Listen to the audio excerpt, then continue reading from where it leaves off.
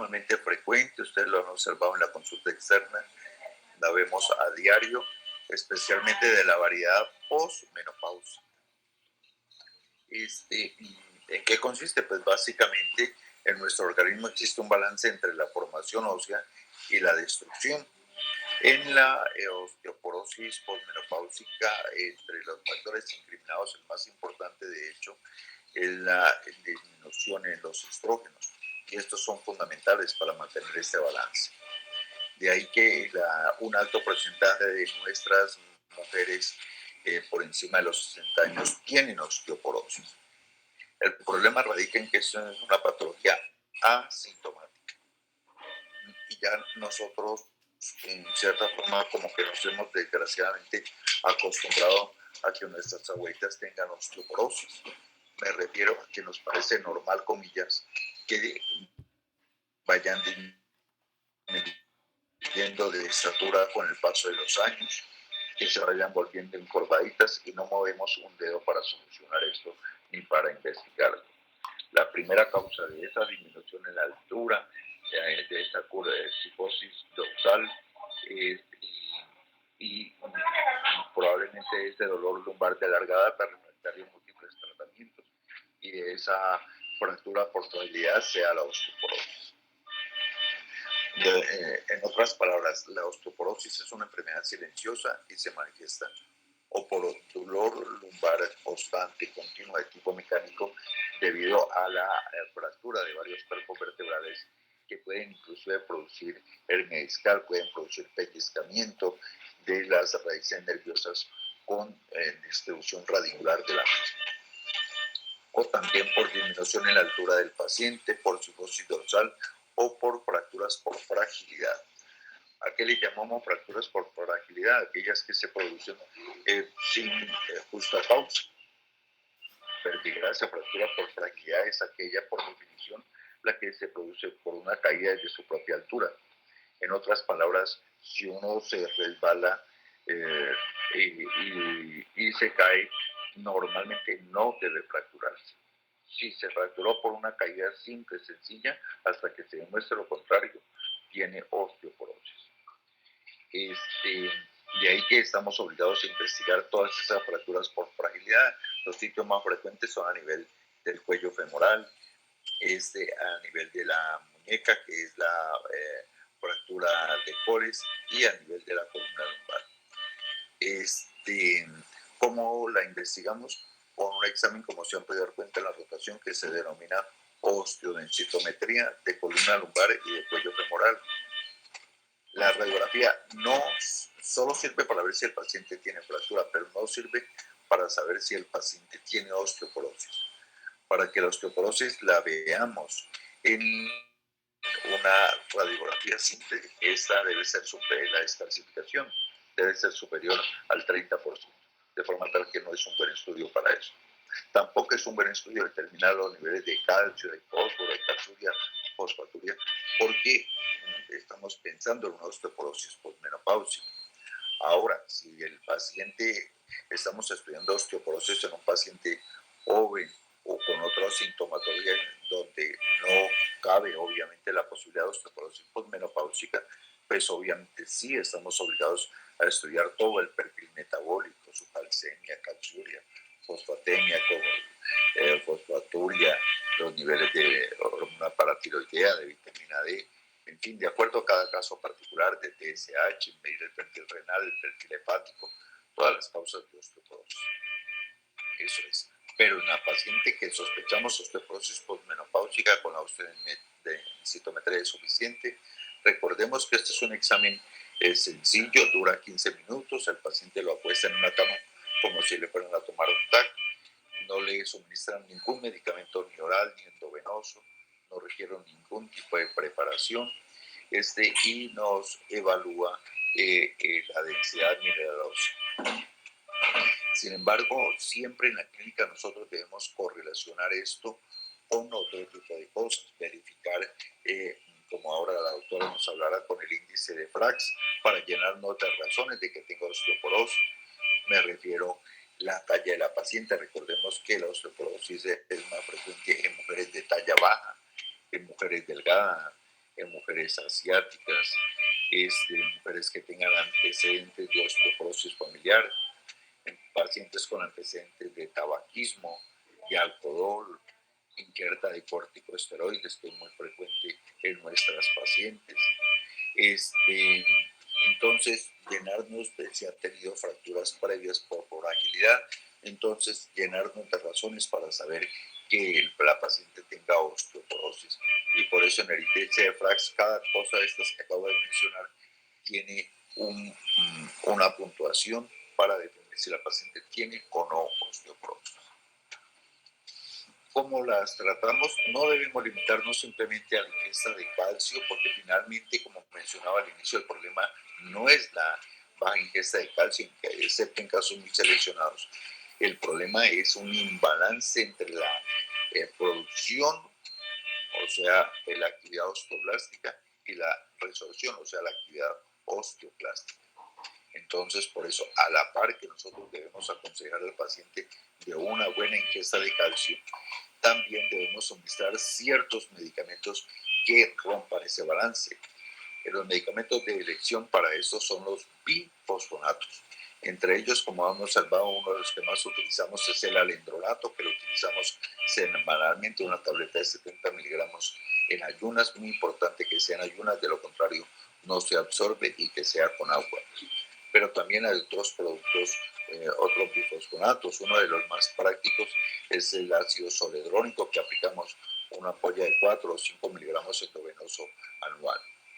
Si el paciente no mejora, también podemos utilizar un medicamento que se denomina denosumab, que es un inhibidor del RAN ligando, también muy práctico, una ampolla subcutánea cada 6 meses. El fluoruro de sodio lo usamos hasta hace como 10, 15 años, pero realmente no dio buen resultado. Aumentaba la actividad osteoblástica, pero no disminuía la incidencia de fracturas. En pacientes que ya han tenido fractura como tal, el medicamento de elección es los análogos de la hormona paratiroidea. Damos 20 microgramos subcutáneo día, todos los días. El inconveniente de la aplicación diaria subcutánea, pero es el medicamento de elección cuando ya hay fractura.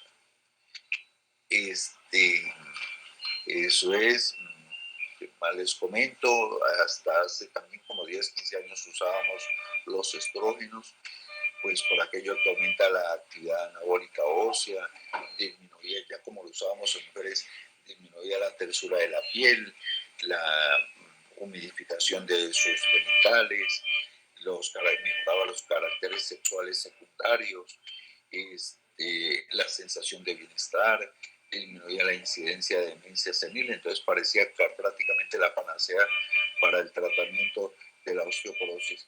Pero dado que aumenta en forma importante la incidencia de carcinoma de mama, realmente ya es extraordinariamente raro que utilicemos los estrógenos para el tratamiento de la osteoporosis. Entonces, en ese orden de ideas, empecemos, por favor, doctora Barreto. Sí, señor, ya les comparto la pantalla. Gracias, doctora.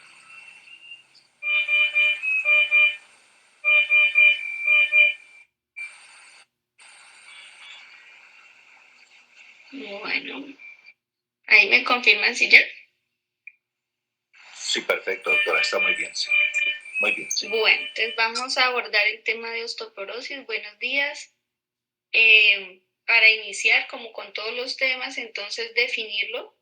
La osteoporosis no es más que un trastorno esquelético generalizado que está caracterizado básicamente por una densidad mineral ósea baja, el deterioro de la calidad ósea y la resistencia ósea comprometida. Y todos estos factores pueden contribuir a que un paciente desarrolle una fractura por fragilidad. Entonces, ¿qué es una fractura por fragilidad? Es lo que ya bien nos dijo el doctor. Es una fractura que se produce por un trauma menor, que en una condición normal no debería presentarse. Por ejemplo, una caída desde su propia altura o incluso de una altura menor a esta, o una fractura que ocurre de manera espontánea. Otros dos conceptos que tenemos que tener en cuenta para abordar este tema es las puntuaciones. Entonces, la puntuación T y la puntuación Z. Estas puntuaciones básicamente se utilizan es para el diagnóstico, como vamos a ver más adelante, y hace parte de los criterios. Entonces, la puntuación T es la puntuación de densidad mineral ósea que representa el número de desviaciones estándar por encima o por debajo de la media para la población joven normal. Y la puntuación Z también representa el número de desviaciones estándar, pero entonces ya en este caso no se tiene en cuenta población joven normal, sino que se tienen en cuenta otras características que van a estar organizadas de acuerdo a la edad, la raza, la etnia y el sexo. Porque como sabemos, pues existen diferencias de acuerdo a estos parámetros. Entonces veamos cuáles son las causas. También ya nos mencionó el doctor que lo más importante, y de hecho la población en la que más se presenta, es la menopausia. Entonces tenemos causas primarias y secundarias. Dentro de las primarias tenemos la disminución de la masa ósea relacionada con el envejecimiento, la disminución de la función gonadal, y no hay otras enfermedades crónicas asociadas. Entonces eso es lo que denominamos una osteoporosis primaria. Pero como existe una primaria, también existe una secundaria, y estas son las que son debidas a la disminución de la masa ósea y que están asociadas con algunas otras condiciones médicas o con medicamentos. Y esta entidad se puede presentar con o sin presencia de osteoporosis primaria, o sea, pueden coexistir o puede simplemente ser secundaria. Pero también existen otras causas en la población más joven, en los premenopáusicos. Entonces tenemos las secundarias, en las cuales la disminución de la masa ósea relacionada con el envejecimiento y disminución de la función gonadal no está asociada con otras enfermedades crónicas. Y también existen aquellos individuos que tienen osteoporosis de tipo idiopático, es decir, no encontramos una causa. Y lo que sabemos hasta ahora es que eso podría ser consecuencia de una posible mutación, autosómica dominante o autosómica recesiva, en ausencia de factores de riesgo conocidos como causantes de osteoporosis secundaria, que ya ahorita los vamos a ver, que incluyen algunas condiciones médicas y, muy importante, los medicamentos. Ya para hablar un poco más de la patogenia, hay dos conceptos que tenemos que tener en cuenta. Uno es el de la densidad ósea y el otro es el de la remodelación ósea. Entonces, hablemos de la densidad ósea. La densidad ósea ocurre su máxima acumulación entre los 8 y los 18 años de vida. Sin embargo, existen algunas variaciones que van a ser dependientes del sexo, la edad en la que se presenta la menarca, la etnia, la estatura y la región del hueso. Genéticamente, este proceso va a estar modulado hasta en un 40 o 80%, pero del 20 al 40% restante de la densidad ósea va a ser explicada o va a estar influenciada por el estilo de vida que tenga este paciente. Y es que existen algunos factores que afectan el logro de la acumulación máxima de esta densidad ósea, que pueden provocar fragilidad en la infancia, pero también en la edad adulta. Entonces veamos cómo algunos factores como los del estilo de vida, ya sea la ingesta del calcio, la suficiencia de vitamina D y la actividad física, serán factores que desde luego tendrán importancia en esta densidad ósea. Y algunas enfermedades crónicas de la infancia también van a tener su repercusión también en la edad adulta. Vean en esta figura que tenemos a mano derecha que los que nos describe son los valores generales de la densidad ósea, y miren cómo varían estos valores de acuerdo a la edad, y tienen una caída más notoria en el sexo femenino, sobre todo después de que se presenta la menopausia. La masa ósea máxima se alcanza entre los 20 y los 30 años, como podemos ver este pico acá. Y esto es común tanto para los hombres como para las mujeres. Además de los factores relacionados con la edad y con la menopausia, entonces también hay unos factores de orden genético que van a estar presentes y que ahorita los vamos a ver. El otro concepto, como les mencionaba, es el de la remodelación ósea. La remodelación ósea es un proceso que existe desde el inicio de la vida y es el proceso en el cual se hace un reemplazo de hueso de manera tal que aproximadamente cada 10 años ocurre la remodelación completa del sistema esquelético. El proceso de la remodelación ósea está básicamente dado por los osteoclastos, que son los que inician la reabsorción, y se forman algunas lagunas de osteoide y estos procesos, tanto de reabsorción como de formación del hueso, obviamente tienen que estar acoplados no solamente en lugar, sino también en tiempo. Y como mencionaba el doctor, aquellos factores que hacen que haya un desbalance entre la formación y la reabsorción del hueso son los que nos van a dar como resultado esta enfermedad.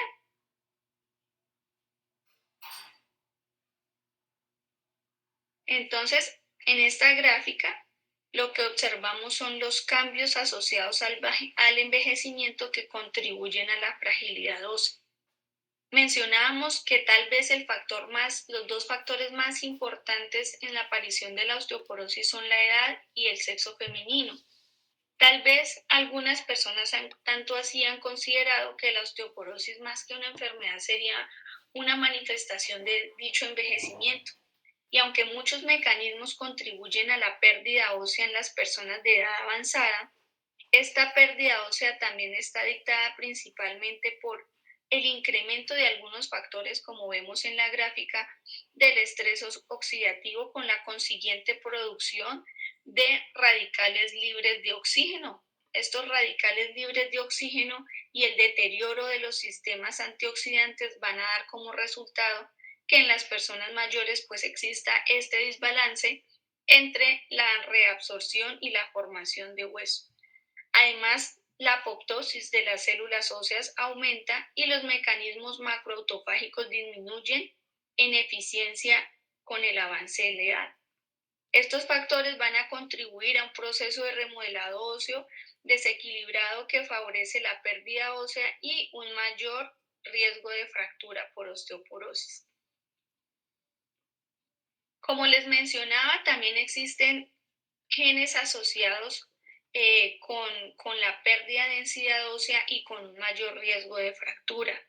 Y vean cómo estos genes están clasificados de acuerdo al proceso que esté afectado. Entonces vean, en verde están todos los que tienen que ver con los osteoblastos, en moradito los de los osteocitos y en azul los de los osteoclastos. Los que aparecen en rojo son los genes que más se han asociado, que se han estudiado y que se ha visto que están relacionados con la presencia de síndromes monogénicos con un fenotipo esquelético.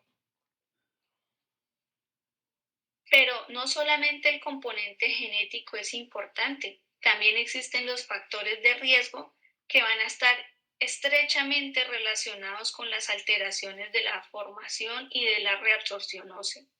Entonces existen algunos factores de riesgo para repasar que no son modificables, como hemos estado mencionando, la edad.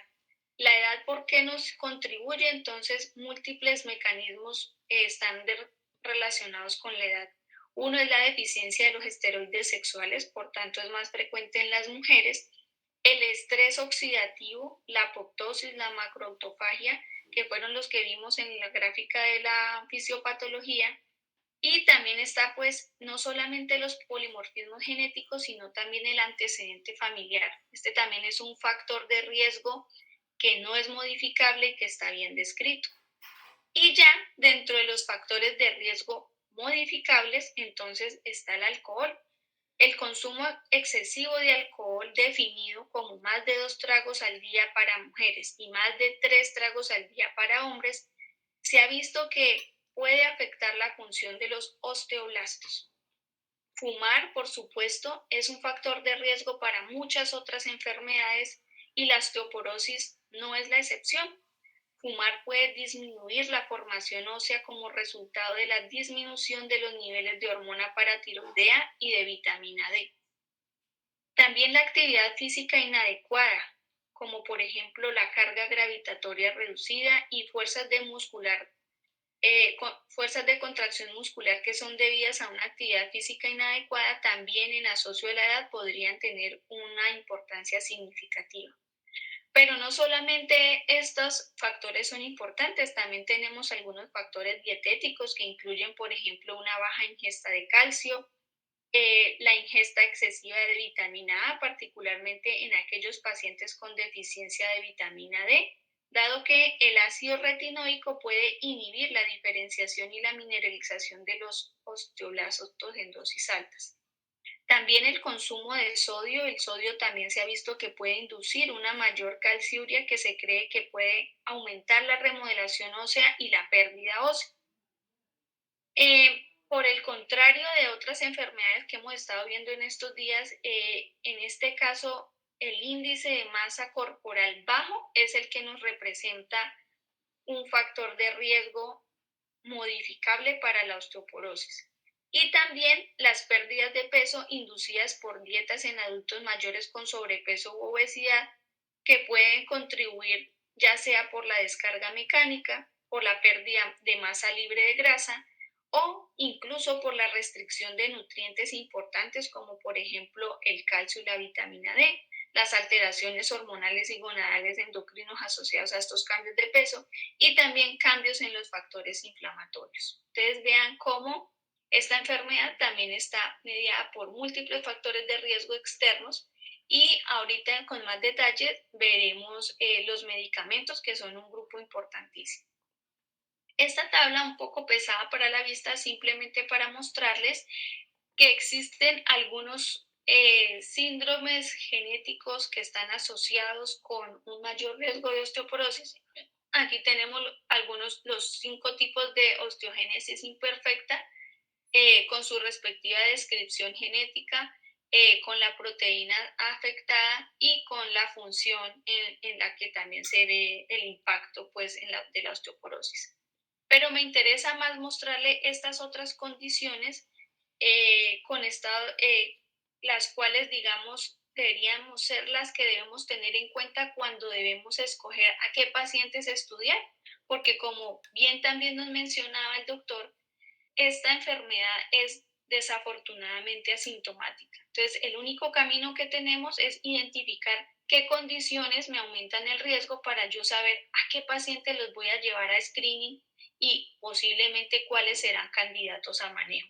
Entonces, existen condiciones genéticas, endocrinas, nutricionales, gastrointestinales, hematológicas y vamos a mencionar algunas de ellas. Entonces, dentro de las genéticas tenemos la fibrosis quística, la osteogénesis imperfecta, que fue la diapositiva anterior, la enfermedad de Fabry, algunas enfermedades como el Ehlers-Danlos, el Marfan, las mucopolisacaridosis, y ya dentro de las endocrinas seguramente se nos van a hacer un poco más familiares, entonces la hiperprolactinemia, el hipopituitarismo, la anorexia nerviosa, el síndrome de Turner, y ya dentro de algunas otras condiciones que también ya se ha visto que están relacionadas, entonces está la diabetes, el hiperparatiroidismo, el hipo y el hiperparatiroidismo, el hipercortisolismo, la deficiencia de hormona del crecimiento y la porfiria.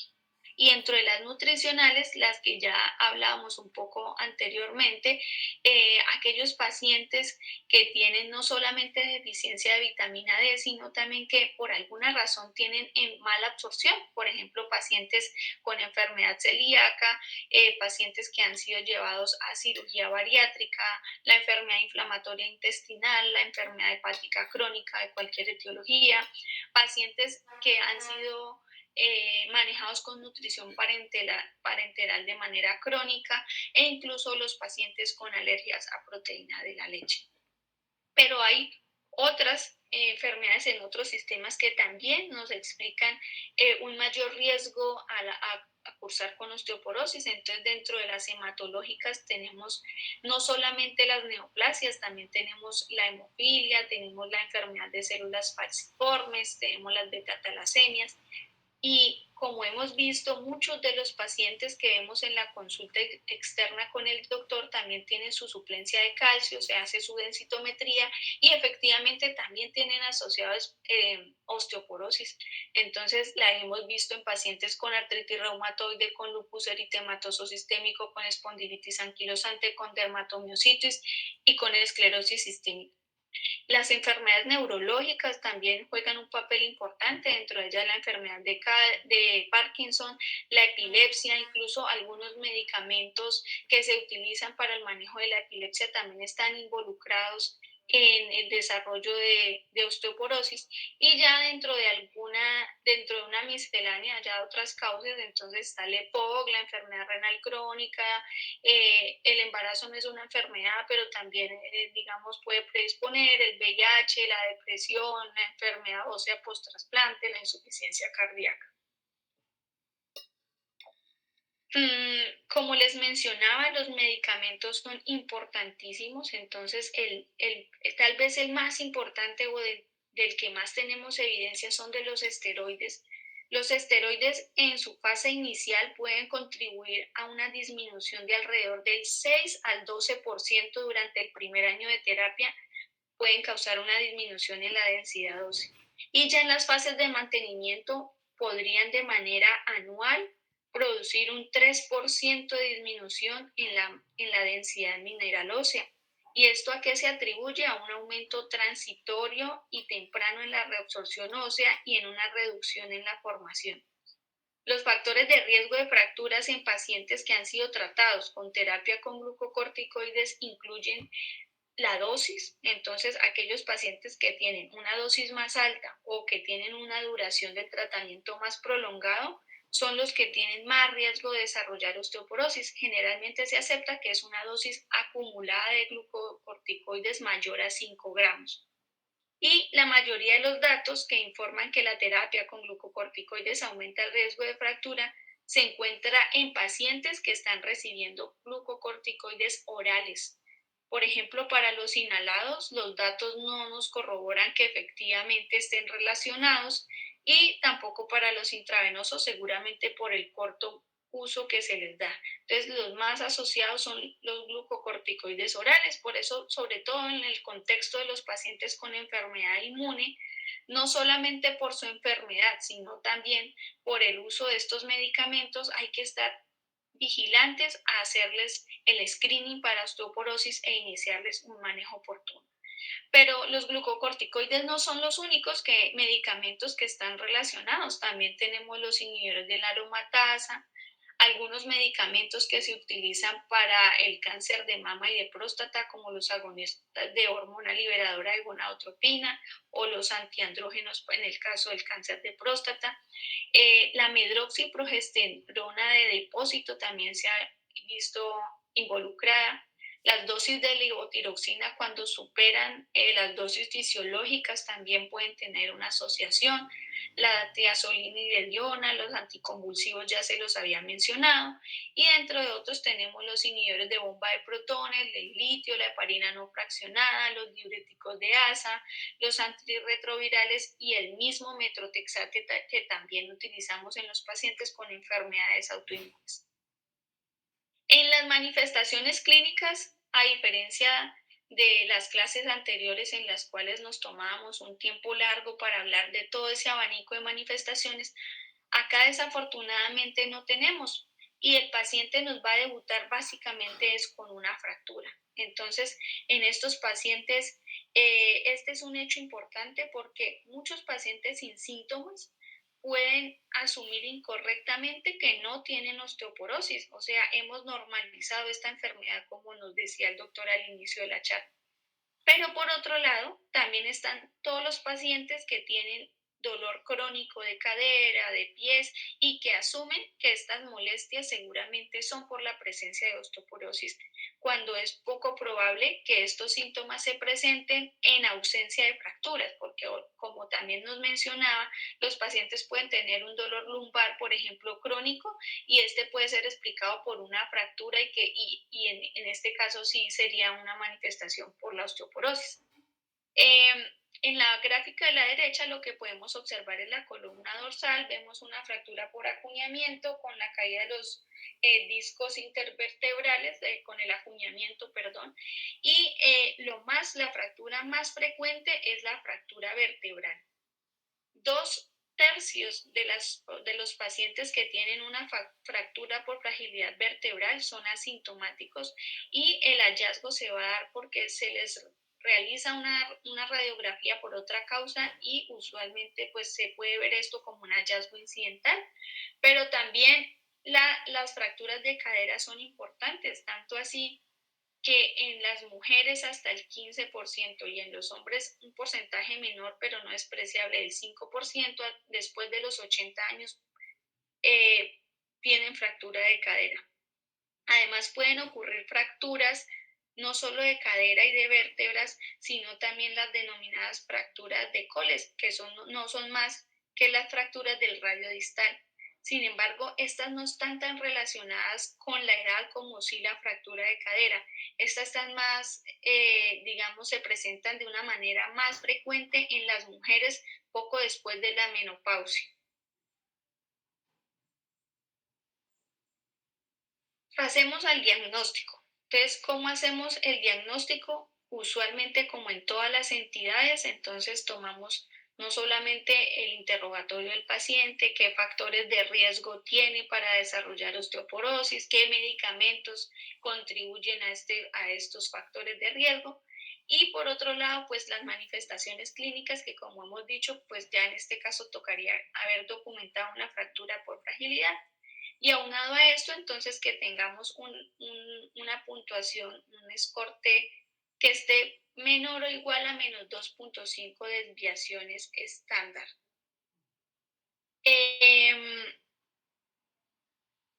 Las fracturas de fragilidad, entonces, ya mencionamos que son las que se producen por un trauma menor. Y la puntuación T menor de 2.5 desviaciones estándar, esa va a aplicar en cualquier sitio en el cual se haya realizado la medición de la densidad mineral ósea mediante DXA. Y como otro medio para el diagnóstico de osteoporosis en mujeres posmenopáusicas, podría clasificarse un diagnóstico clínico de osteoporosis si existe un riesgo elevado de fractura. Entonces, para evaluar el riesgo elevado de fractura, utilizamos una escala que ya la vamos a ver, la escala.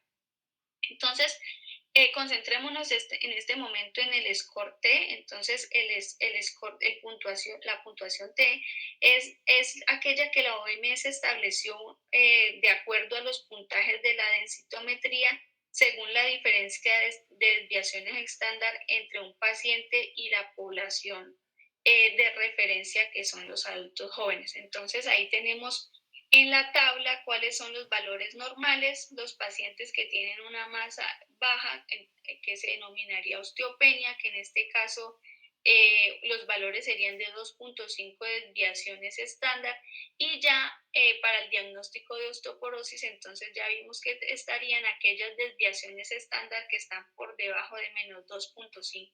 Y para los casos de osteoporosis severa, entonces también tenemos esto, y aquellos pacientes que además de las menos 2.5 desviaciones estándar tienen la presencia de una fractura por fragilidad.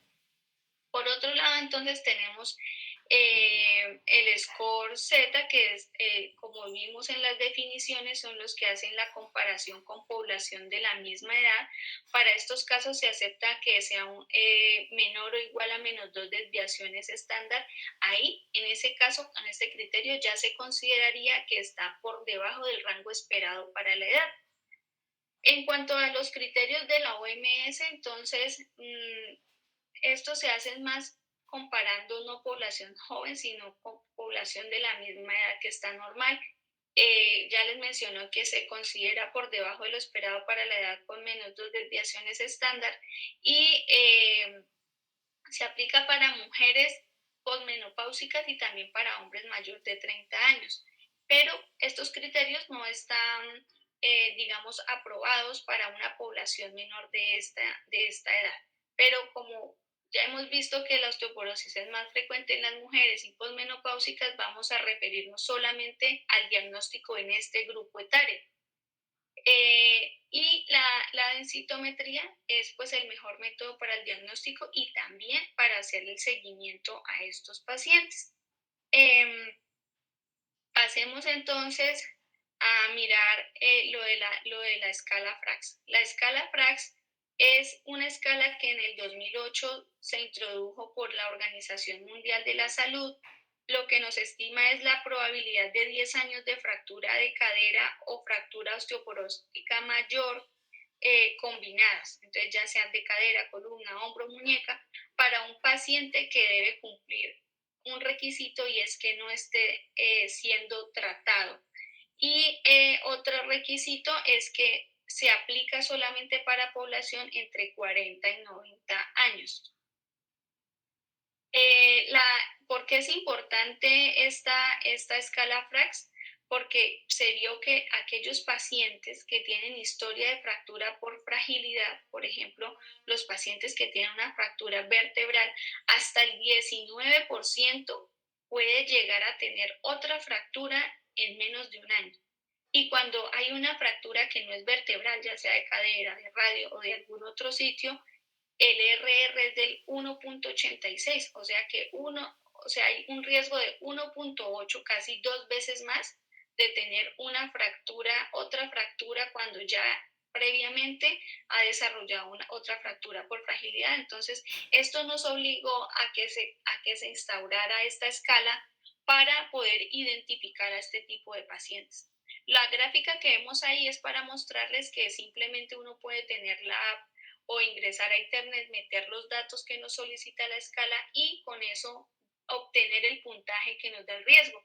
Entonces es una escala que, como vemos acá en este siguiente cuadro, nos va a medir varios dominios que son fáciles de preguntar. Es una escala que no es nada difícil de utilizar y se puede hacer la puntuación total a través pues en internet o en alguna.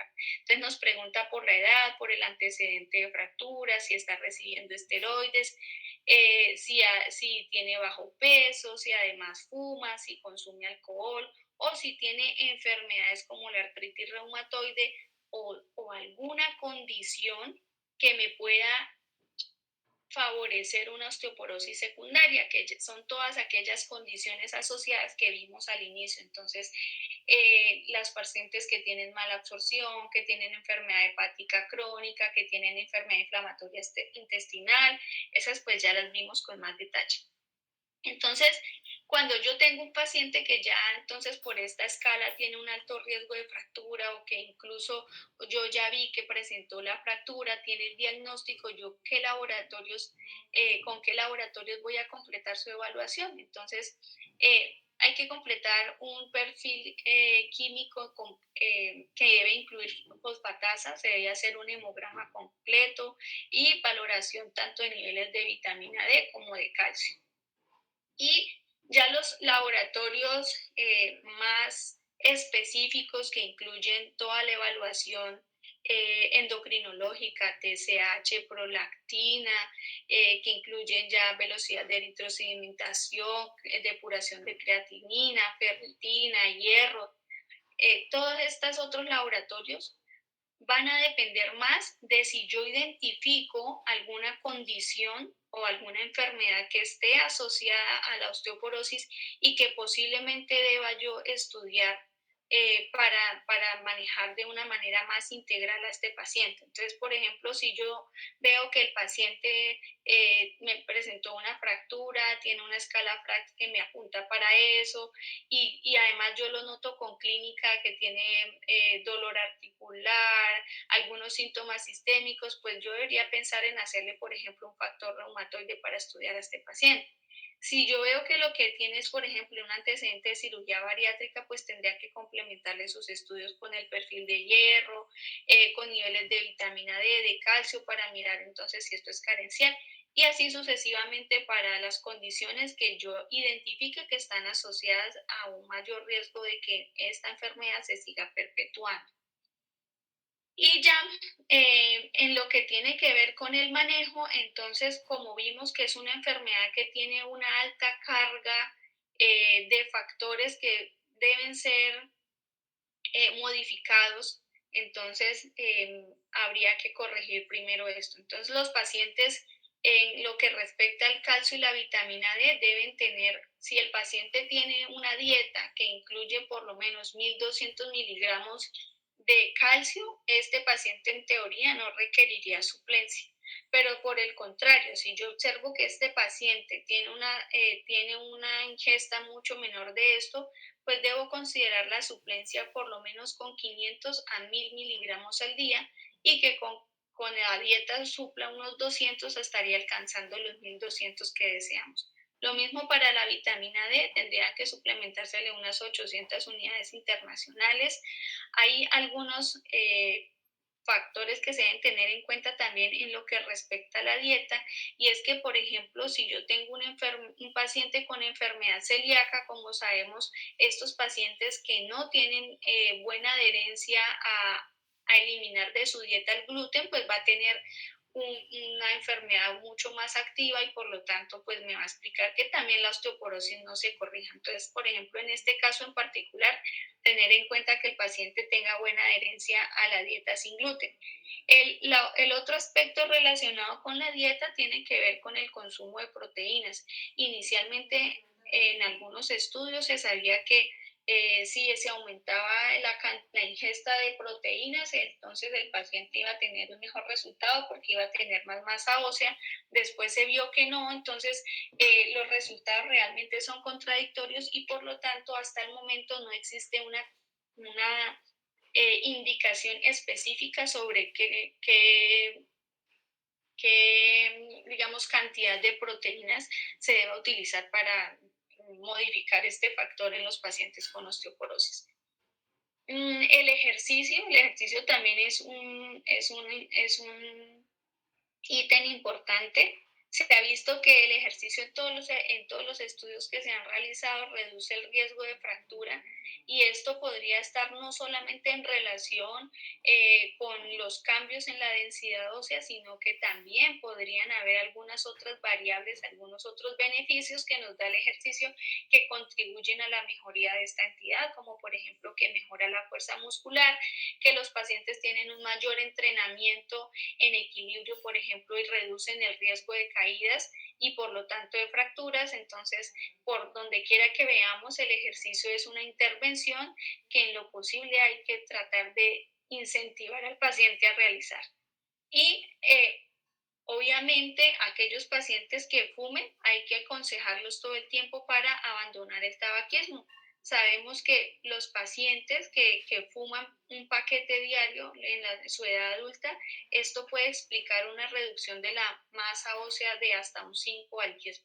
Entonces, qué importante siempre recalcarles el abandono de este vicio.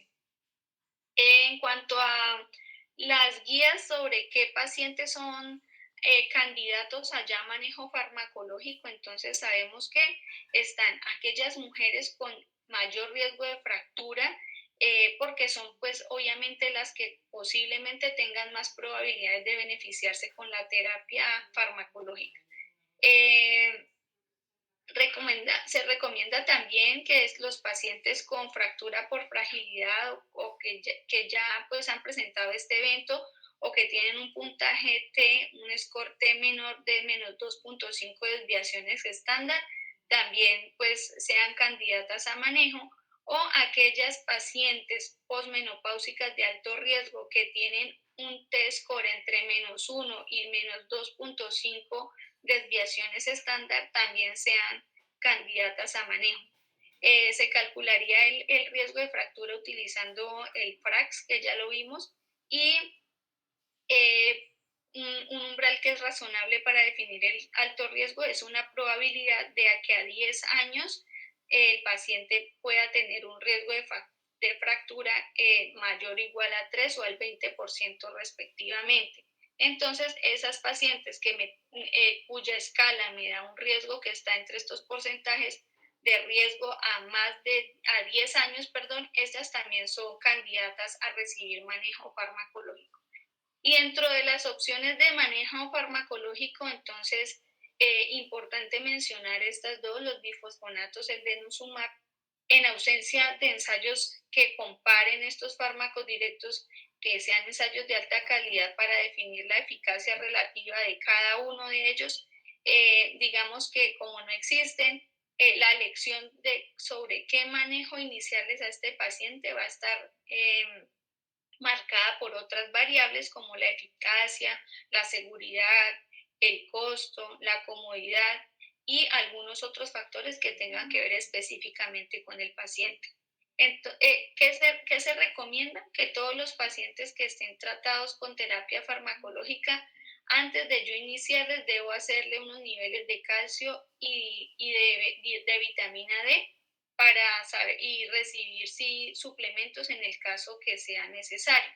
Y en cuanto a los bifosfonatos, entonces pues contamos con el risendronato y el alendronato. Preferimos el alendronato porque ha mostrado pues no hay duda sobre su acción directa, sobre su mejora en estos pacientes con osteoporosis.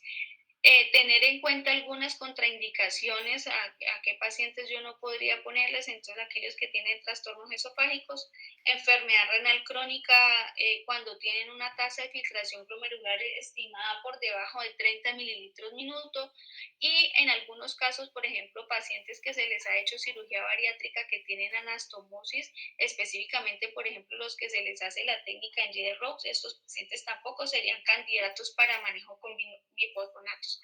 ¿Qué opción nos quedaría en el caso en que no podamos usarlos? Entonces, bien nos mencionó el doctor el ácido solendrónico.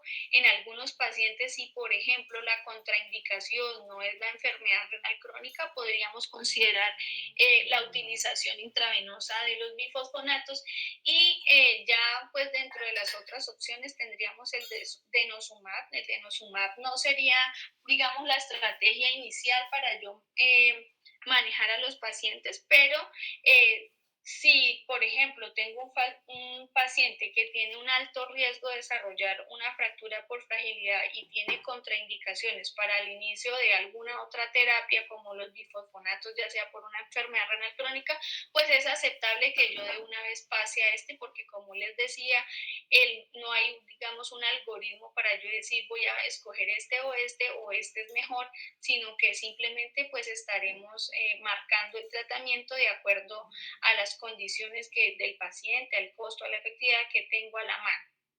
Básicamente esto es lo que tenía para contarles el día de hoy. Les agradezco por su atención. César.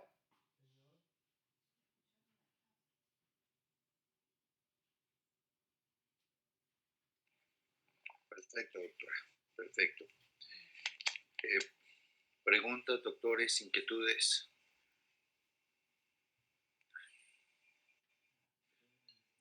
¿Me escuchan, doctores? Sí, señor. Sí se escucha bien, doctor. Bueno. Sí, definitivamente es una enfermedad muy, muy importante, tal como lo mencionaba la doctora. No debemos esperar a que nuestros pacientes se tornen psicóticos o tengan lumbalgia o tengan fracturas por fragilidad para efectuar el tratamiento o buscar el diagnóstico. En general, la mayoría, en toda paciente postmenopáusica, así no tenga sintomatología, tal como le solicitamos a partir de esa época, su glicemia, su perfil lipídico, estamos obligados a solicitar su osteodensitometría porque ya es una paciente con un alto riesgo de que haga osteoporosis y la podamos nosotros tratar en forma temprana, en forma profiláctica, porque finalmente es lo que hacemos como cuando tratamos la dislipidemia. Cuando tratamos la dislipidemia es para evitar la aterosclerosis, evitar el infarto, evitar la enfermedad vascular aterosclerótica. O sea, estamos actuando en forma profiláctica, al igual que cuando diagnosticamos en forma temprana la diabetes, la hiperglicemia, es para prevenir todas las complicaciones que ustedes bien conocen de la diabetes mellitus. Entonces, igual debemos obrar con la osteoporosis y la osteodensitometría de columna lumbar y de cuello femoral. Entonces, doctores, ya con esto finalizan las clases de reumatología. Los estudiantes de mi grupo nos vemos, y la doctora Angie Barreto, nos vemos